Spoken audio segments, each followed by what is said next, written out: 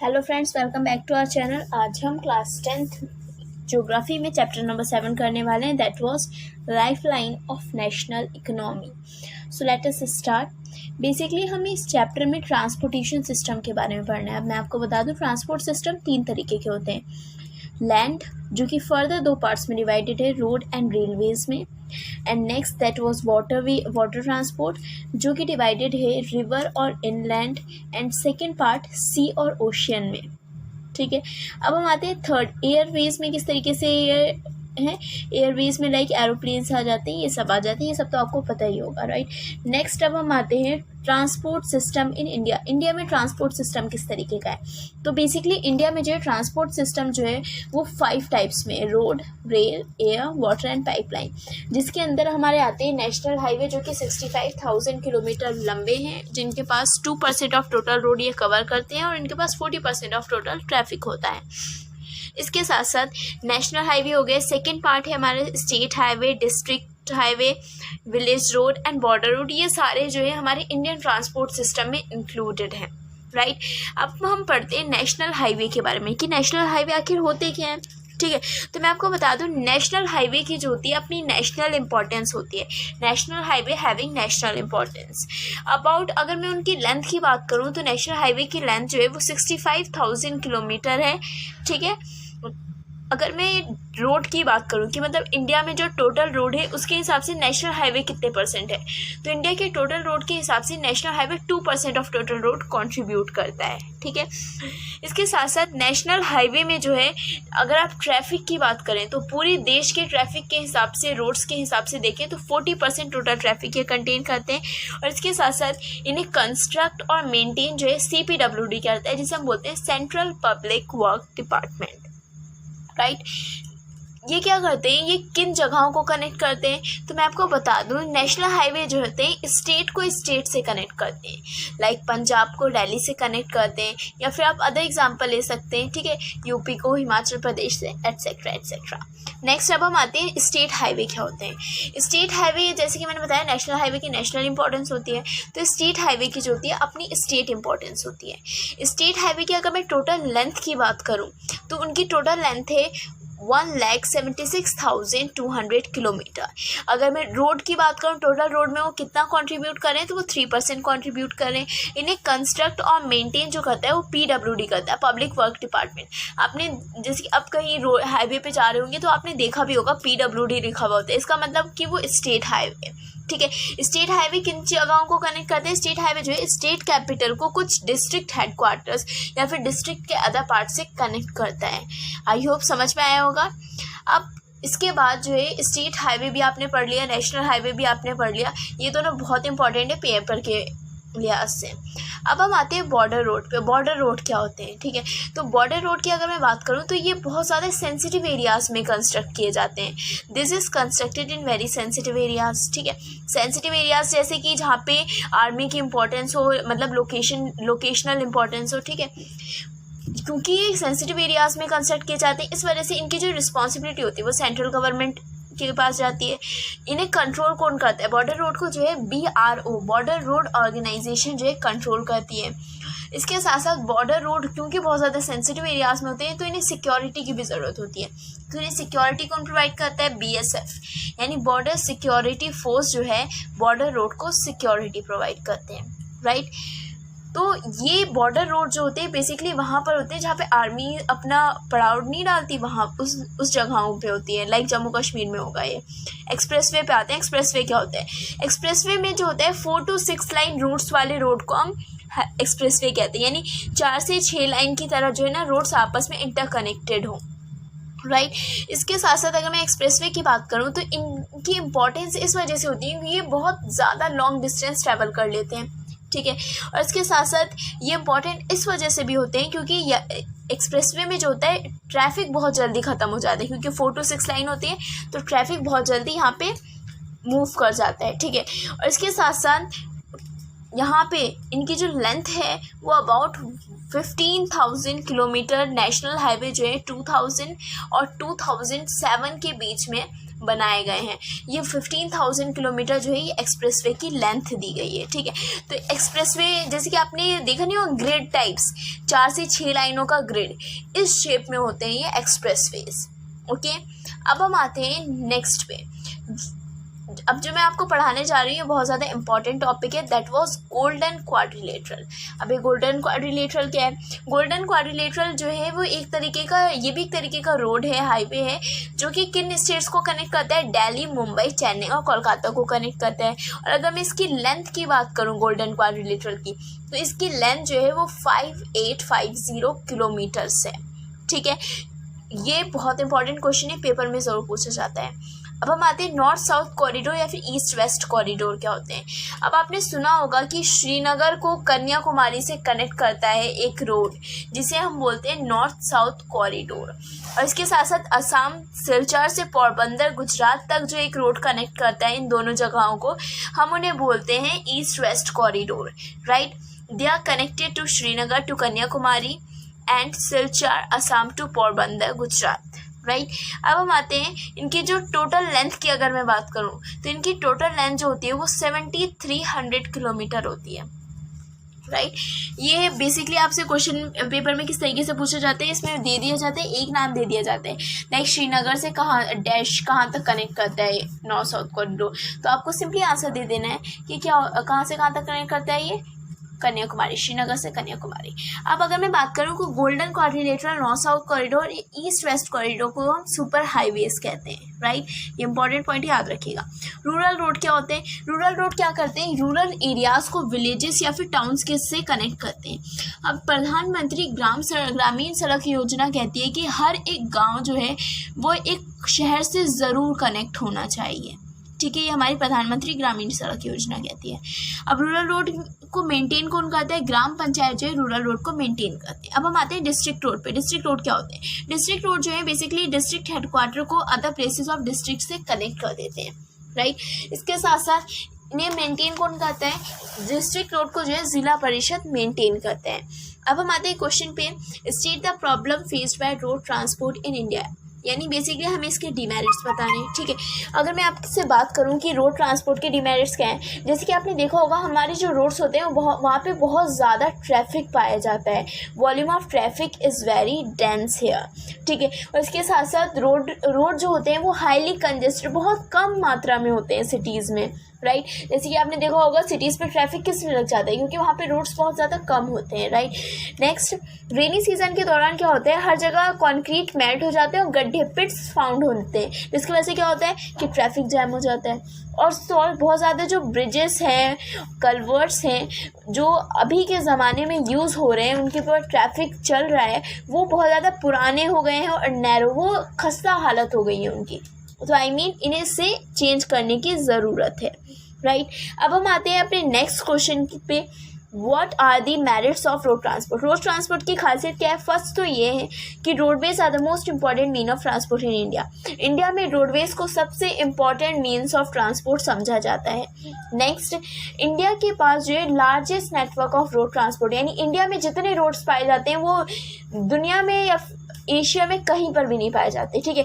उनकी लेंथ कितनी है? 2.3 मिलियन किलोमीटर है, राइट। नेक्स्ट, अब क्या होता है, रोड को कंस्ट्रक्ट करना और उसको मेंटेन करना, इसका कुछ जो कॉस्ट होता है वो लो होता है रेलवे के मुकाबले। जैसे कि आपने देखा होगा रेलवेज़ में हमें पटरी भी बिछानी पड़ती है, तो उसके लिए बहुत ज़्यादा खर्चा हो जाता है, लेकिन रोड में हम इजीली मेंटेन कर पाते हैं। रोड ट्रांसपोर्ट जो है बहुत ज़्यादा इंपॉर्टेंट रोल प्ले करता है माउंटेन रीजन में, ठीक है, क्योंकि वहाँ पे रेलवे तो हम बना नहीं सकते, इस वजह से वहाँ पे रोड ट्रांसपोर्ट एक बहुत इंपॉर्टेंट रोल प्ले करते हैं। अब अगर मैं बात करूँ कि रोड, अब जैसे कि आपने देखा होगा आप अपने घर से निकलते हैं कि अपने फ्रेंड्स के घर चले जाते हैं, ठीक है, तो क्या आप वो रेल से जाते हैं? नहीं, आप रोड से जाते हैं। इसका मतलब क्या होता है, रोड जो है door to door service provide करता है। इसके साथ साथ अगर आपको कोई सामान फॉर एन एग्जाम्पल आप अपना घर शिफ्ट कर रहे हैं, ठीक है, तो आप अपने कार में अपना सामान लगेज जो है रखेंगे और अपने न्यू घर के पास पहुंच जाएंगे, तो यहाँ पे क्या होगा, लोडिंग और अनलोडिंग का कॉस्ट जो है वो रोड में कम है, लेकिन रेलवे में बहुत ज़्यादा है। अब हम आते हैं क्वेश्चन पे, व्हाट इज़ ट्रेड। ट्रेड क्या है और इंटरनेशनल और लोकल ट्रेड के बीच में डिफरेंस क्या है, एक्सपोर्ट क्या है, इंपोर्ट क्या है और बैलेंस ट्रेड क्या है। सबसे पहले बात करते हैं ट्रेड। ट्रेड का मतलब है कमोडिटी, जो हमारी ज़रूरत की चीज़ें होती हैं, कमोडिटीज़ होती हैं, गुड्स होते हैं, उनका लोगों कुछ राज्य या फिर देश के बीच में जो एक्सचेंज होता है हम उसे ट्रेड कहते हैं। Exchange of goods, commodities and services between state, people and countries. अब आते हैं इंटरनेशनल ट्रेड। इंटरनेशनल ट्रेड का मतलब है कि हम अपनी ज़रूरत की चीज़ों को, अपने गुड्स को एक्सचेंज करते हैं दो कंट्रीज़ के बीच में। लाइक यूएसए की जैकेट इंडिया में आके यूएसए वाले बेच रहे हैं, तो हम इसे बोलेंगे इंटरनेशनल ट्रेड, राइट। अब हम आते हैं कि लोकल ट्रेड क्या होता है, ठीक है। ये सब तो इंटरनेशनल ट्रेड का हो गया। अब हम आते हैं लोकल ट्रेड क्या होता है, ठीक है। तो लोकल ट्रेड की अगर मैं बात करूँ तो exchange of commodities in cities, towns and village local market, यानी कि हमारी जो ज़रूरत की चीज़ें, कमोडिटीज़ हैं, उनका एक्सचेंज होना कुछ शहरों के बीच, कुछ गाँव के बीच, ठीक है। तो हम ये लोकल मार्केट में जो एक्सचेंज हो रहा है हम इसे बोलेंगे local trade, right. I hope आपको ट्रेड, इंटरनेशनल ट्रेड और लोकल ट्रेड अच्छे से समझ में आया होगा, ठीक है। अब इसके बाद जो है अगर आपको इतना कुछ समझ में आ गया है तो आप ये खुद बता सकते हैं कि एक्सपोर्ट क्या होता है, ठीक है। तो बेसिकली मैं आपको बता दूं एक्सपोर्ट का मतलब क्या होता है। एक्सपोर्ट का मतलब होता है कि जब गुड्स को हम अपनी कंट्री से बाहर सेल करते हैं, लाइक इंडिया में एक प्रोडक्ट बना, हमने उसे बाहर सेल करने के लिए भेजा, तो हम इसे बोलेंगे एक्सपोर्ट। एक्सपोर्ट करने से क्या होता है, हमारे पास फॉरेन एक्सचेंज आता है, हमारे पास पैसे आता है। लेकिन इम्पोर्ट क्या होता है, जब हम दूसरे देशों से अपने देश में किसी गुड्स को खरीदते हैं तो उस कंडीशन को हम इम्पोर्ट कहते हैं। और इससे क्या होता है, फॉरेन एक्सचेंज एम्प्टी हो जाता है, यानी हमारे जो कंट्री की में जो पैसा होता है वो खाली तो हो रहा होता है बेसिकली। अब हम आते हैं बैलेंस ट्रेड क्या होता है। एक्सपोर्ट और इंपोर्ट के बीच का जो डिफरेंस होता है वही हमारा कहलाता है बैलेंस ट्रेड। अच्छा, अब अगर मैं आपसे पूछूं कि एक्सपोर्ट अगर इंपोर्ट से ज़्यादा है तो क्या आप इसे फेवरेबल ट्रेड कहेंगे या इनफेवरेबल, तो इसे हम बोलेंगे फेवरेबल ट्रेड, क्योंकि इससे क्या होगा, हमारी इकोनॉमी में बूम आएगा, ठीक है, हमारी इकोनॉमिक डेवलपमेंट बढ़ेगी। लेकिन अगर एक्सपोर्ट कम हो और इंपोर्ट ज़्यादा हो तो क्या होगा, हमारी इकोनॉमी डाउन जाएगी, हमारे पास पैसा कम आएगा, हमने ज़्यादा चीज़ें खरीद ली हैं, ठीक है, हमारे पास मनी खाली हो गई है। अब हम आते हैं रोड डेंसिटी क्या होता है। रोड डेंसिटी का मतलब होता है लेंथ ऑफ रोड पर 100 स्क्वायर किलोमीटर ऑफ एरिया, यानी पर 100 स्क्वायर किलोमीटर एरिया में जो लेंथ है रोड की हम उसे बोलते हैं रोड डेंसिटी। या फिर बेसिकली हम आपसे ये भी बोल सकते हैं कि इंडिया में अगर आप दिल्ली में देखें 1 किलोमीटर के अंदर अगर आप घर नापने जाएंगे ना तो आपको बहुत सारे मिल जाएंगे, लेकिन अगर आप ऑस्ट्रेलिया में जाएंगे तो बस आपको 3-4 ही घर मिलेंगे 1 किलोमीटर में, ठीक है। अब हम आते हैं नेक्स्ट क्वेश्चन पे, what do you mean by communication, how communication play vital role, difference between personal mass communication, importance of mass communication. तो बेसिकली हम आते हैं कम्युनिकेशन क्या होता है। कम्युनिकेशन का मतलब है एक्ट ऑफ शेयरिंग और एक्सचेंजिंग इन्फॉर्मेशन, आइडिया और फीलिंग, यानी कि जब हम अपने आइडियाज़ को, अपनी फीलिंग्स को दूसरों के साथ शेयर करते हैं तो इस एक्ट को हम बोलते हैं कम्युनिकेशन, ठीक है। बेसिकली जैसे कि मैं अपनी नॉलेज को आपके साथ शेयर कर रही हूँ तो इसका मतलब क्या होगा, हमारे बीच में क्या हो रहा है, कम्युनिकेशन है, ठीक है। अब हम आते हैं रोल ऑफ कम्युनिकेशन। कम्युनिकेशन का क्या रोल है। कम्युनिकेशन जो है बहुत इंपॉर्टेंट रोल प्ले करती है अवेयरनेस फैलाने में। It play an important role in creating awareness, ठीक है। कम्युनिकेशन क्या करती है, अवेयरनेस फैलाती है। इसका एग्जांपल क्या होगा, आप टीवी पे न्यूज़ चैनल देखते हैं, न्यूज़ चैनल से आपको जो इन्फॉर्मेशन मिलती है उससे क्या होता है, आप अवेयर होते हैं अपने सराउंडिंग के बारे में, आपके नेशनल पॉलिसीज़ क्या हो रही हैं, ठीक है, आपके देश में क्या चल रहा है, इन सब के बारे में क्या होता है, आपको अवेयरनेस मिलती है।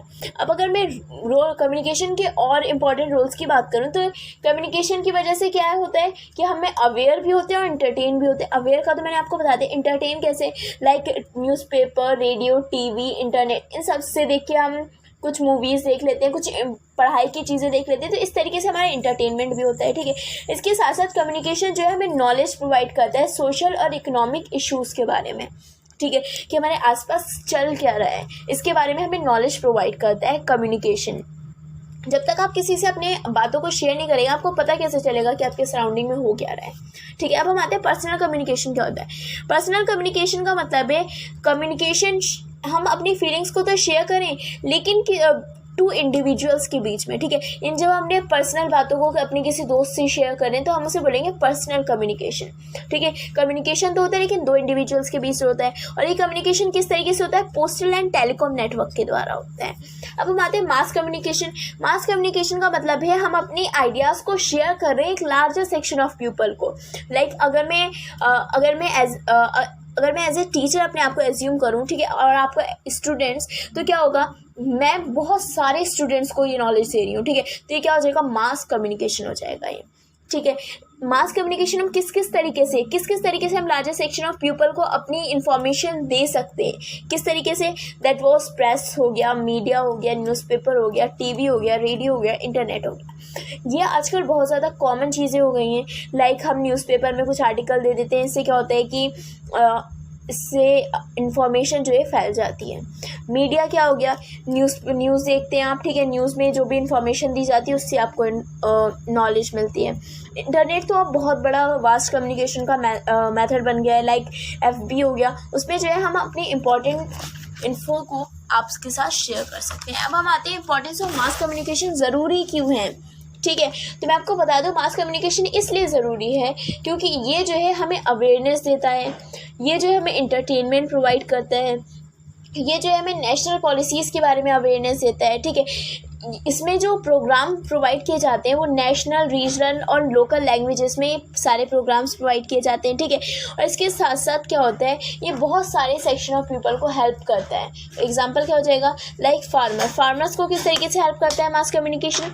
फार्मर्स को इन्फॉर्मेशन मिलती है एग्रीकल्चर के बारे में इंफॉर्मेशन मिलने से क्या होता है कि वो अपनी क्रॉप्स में सुधार लाते हैं, वो कोशिश करते हैं कि उनकी हाई प्रोडक्शन हो। तो इस तरीके से मास कम्युनिकेशन का ये एग्जांपल हो गया।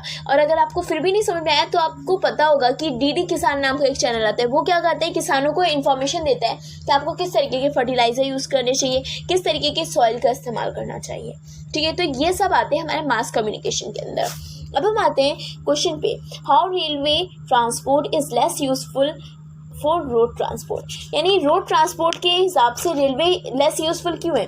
पहली बात तो ये होगी कि रेलवे को बनाने का खर्चा बहुत ज़्यादा है और रोड को बनाने का खर्चा कम है। Construction and maintenance is much lower than railway. Road क्या करता है, हमें door to door service provide करता है, हमारे घर से हमारे दोस्त के घर तक की सर्विस प्रोवाइड करता है, बट रेलवे ऐसी सर्विस कोई नहीं प्रोवाइड करता है, ठीक है। इसके साथ साथ हमारे लोडिंग और अनलोडिंग का जो कॉस्ट है रोड के अंदर बहुत ज़्यादा कम है, लेकिन रेलवे के अंदर बहुत ज़्यादा है।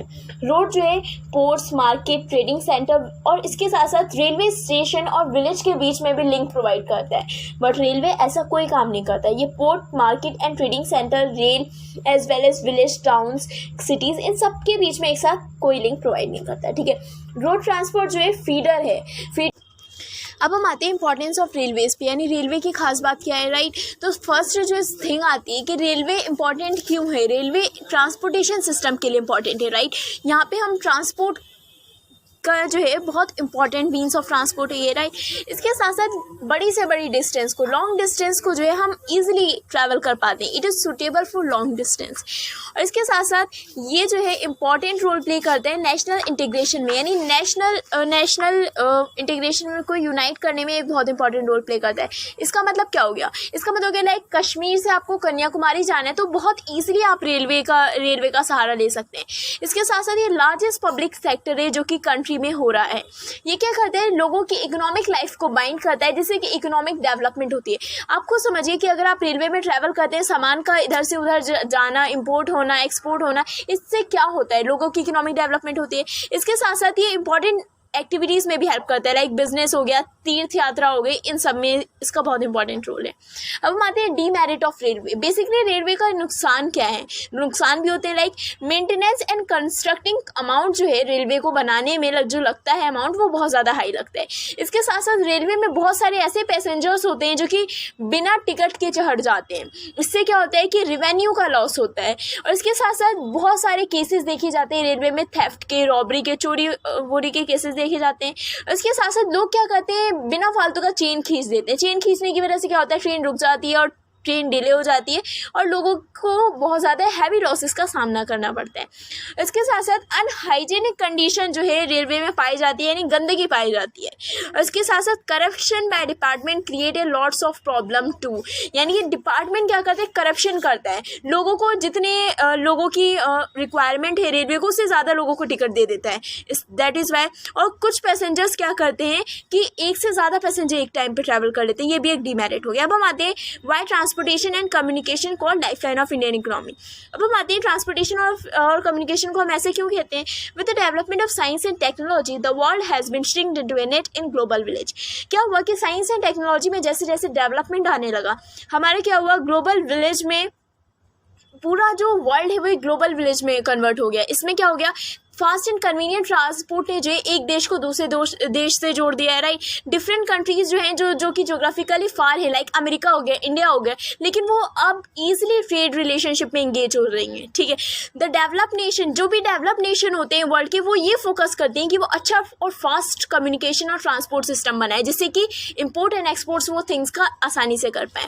और इसके साथ साथ ग्लोबल ट्रेड जो है वो बहुत ज़्यादा ईजी हो गया है जब से modern means of transport and communication आया है। अब जैसे कि आप एग्जांपल समझिए, यूएसए में एक जैकेट बनी है, वो आप अब इंडिया में भी यूज़ कर सकते हैं, इंपोर्ट कर सकते हैं, राइट। तो that is the benefit of it. Modern means of transport and communication ने क्या किया है, लोगों के प्रीशियस टाइम को बचाया है। फॉर एग्जांपल, आप दिल्ली में रहते हैं और आपको लखनऊ की एक चीज़ पसंद है, तो आपको अब लखनऊ जाने की ज़रूरत नहीं है, वो आपको दिल्ली में भी अवेलेबल है। अब हम आते हैं advantages of waterways means of transport, name 3 national waterways. Waterways के क्या क्या एडवांटेजेस है। तो फर्स्ट एडवांटेज क्या है, वाटरवेज जो है चीपेस्ट मोड ऑफ ट्रांसपोर्ट है। इसमें कोई बहुत कम मेंटेनेंस कॉस्ट और बहुत कम कंस्ट्रक्शन कॉस्ट रिक्वायर होता है, क्योंकि इसमें रोड की भी ज़रूरत नहीं होती, right. They are suited for bulk and heavy raw material. Water पे जब आप शिप को ट्रैवल करवाते हैं तो वहाँ पे आप क्या करते हैं, भारी रॉ मटेरियल्स को ईजिली ट्रैवल करवा पाते हैं। वाटरवेज जो है, वाटरवेज में क्या होता है, लाइक बोट जो हो गई वो उसमें फ्यूल बहुत कम लगता है और वो इन्वायरमेंट फ्रेंडली है। ऐसा नहीं कि वो धुआं छोड़ती है जो इन्वायरमेंट के लिए पॉल्यूशन फैलाते हैं, राइट। और ये जो है इनलैंड भी हो सकता है और ओशियन रूट्स के थ्रू भी हो सकता है। एग्जाम्पल क्या हो गया इसका, शिप्स हो गया, बोट्स हो गया, स्टीमर्स हो गया, और भी बहुत सारे बतेरे ऐसे एग्जाम्पल है। अब हम आते हैं नेशनल वाटरवेज के एग्जाम्पल क्या है, इंडिया में कौन कौन से वाटरवेज प्रेजेंट है, राइट। तो इसमें फर्स्ट आते हैं national waterway, first the Ganga river जो कि इलाहाबाद एंड हल्दिया को जोड़ता है, दैट इज 1620 किलोमीटर लॉन्ग। अब बात है सेकेंड नेशनल वाटरवे पे जो ब्रह्मपुत्र कहलाता है, जो कि सादिया एंड धुबरी प्लेसेस को जोड़ता है, जो कि 891 किलोमीटर लॉन्ग है। नेशनल वाटरवे थर्ड जो है the west coast canal in Kerala, जो कि कोटापुरम एंड उद्योग मंडल को जोड़ता है, दैट इज 205 किलोमीटर लॉन्ग। अब हम आते हैं नेक्स्ट क्वेश्चन पे, which two mode of transportation are widely use within the north eastern state of India. North eastern state जो है इंडिया का, वहाँ पे कौन से ट्रांसपोर्ट ज़्यादा यूज़ किए जाते हैं। अब आपको पता है कि नॉर्थ ईस्टर्न स्टेट में क्या है, हिली रीजन है, डेंस फॉरेस्ट है, लार्ज नंबर ऑफ रिवर्स पाई जाती हैं, उनमें बहुत ज़्यादा हैवी रेनफॉल होता है। That is why roadway and railway जो है यहाँ पे प्रॉपरली डेवलप नहीं है। That is why northern area में क्या है, वाटरवे और airway most important means of transport है। एग्जाम्पल क्या हो गया, वाटरवे में एग्जाम्पल आता है ब्रह्मपुत्र का, और इंडियन एयरवेज वहाँ पे एयरलाइंस चलती ही रहती है। अब हम आते हैं मेटल रोड जो है अनमेटल रोड से बेटर क्यों है। वो ऐसे इस वजह से क्योंकि मेटल रोड क्या है, सीमेंट, कंक्रीट, बिटुमिनस कोल का बना होता है, जो कि बहुत लंबे टाइम के लिए चल जाता है। लेकिन अनमेटल रोड क्या होते हैं, लाइक जब भी कोई रेनी सीजन आते हैं तो आपको दिखते हैं कि सड़कों पे गड्ढे पाए जा रहे हैं, वो होते हैं अनमेटल रोड, राइट। अब आते क्वेश्चन पे, explain 4 factor responsible for the development of iron and steel industries. Iron and steel industry की डेवलपमेंट के लिए 4 फैक्टर्स क्या है, दैट वाज चीप लेबर, सस्ते लेबर्स का मिलना बहुत ज़रूरी है अगर किसी इंडस्ट्री को डेवलपमेंट करनी है। उसके साथ साथ इंडस्ट्री के पास रॉ मटेरियल भी होना बहुत ज़रूरी है।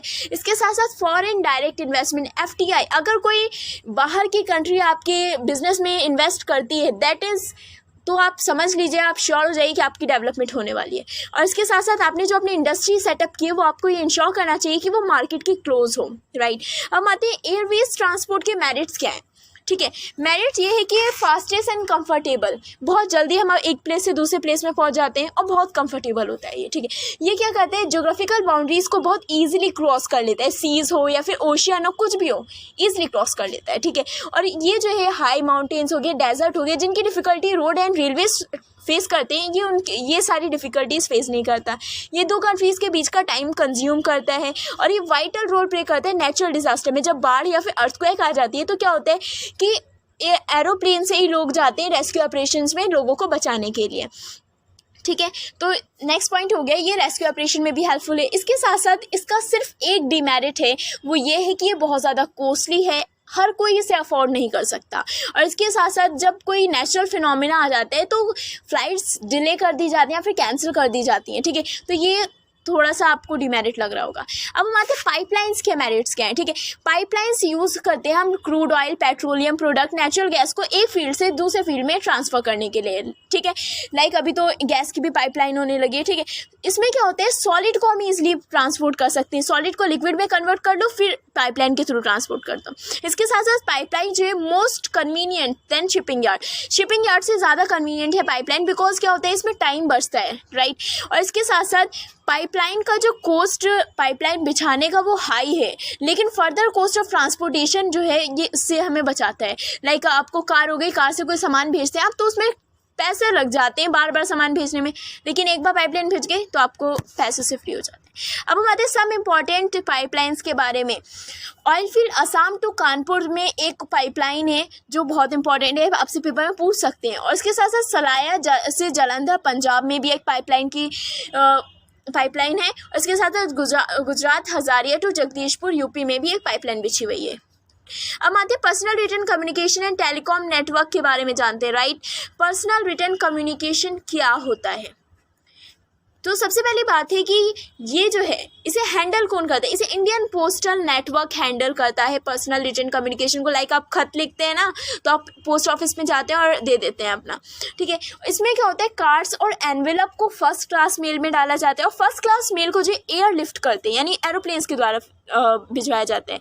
और book, packets, register, newspaper, periodicals, ये जो होते हैं सेकेंड क्लास मेल होते हैं, राइट। तो basically Indian personal return communication में फर्स्ट क्लास मेल क्या होते हैं, यह आपको लर्न करना है, और सेकंड क्लास मेल को हम सरफेस ट्रांसपोर्ट के थ्रू भेजते हैं, ये भी आपको लर्न करना है। अब हम आते हैं 6 क्विक डिलीवरी चैनल्स क्या हैं, दैट इज राजधानी, metro, green, business, bulk, periodical channel. ये 6 क्विक डिलीवरी चैनल्स हैं, ये आपको इसी नाम से पूछ लेते हैं। अब हम आते हैं telecom network of India, India के टेलीकॉम नेटवर्क के बारे में जानते हैं। इंडिया के पास जो टेलीकॉम नेटवर्क है ये one of the largest telecom network है एशिया का, ठीक है। मैं पूरे वर्ल्ड की बात नहीं कर रही हूँ, मैं सिर्फ एशिया की बात कर रही हूँ। अब हम आते हैं 2/3 ऑफ इट्स पॉपुलेशन, हमारी जो इंडिया की जो 2/3 पॉपुलेशन है वो STD से कवर्ड है, यानी सब्सक्राइबर ट्रंक डायलर से कवर्ड है। और इसके साथ साथ जब हमने प्राइवेट कंपनीज़ को अपनी STD टेलीकॉम नेटवर्क में इंक्लूड कर लिया तो 3G 4G नेटवर्क क्या हुआ है, पूरी कंट्री में फैल गया है। So thanks.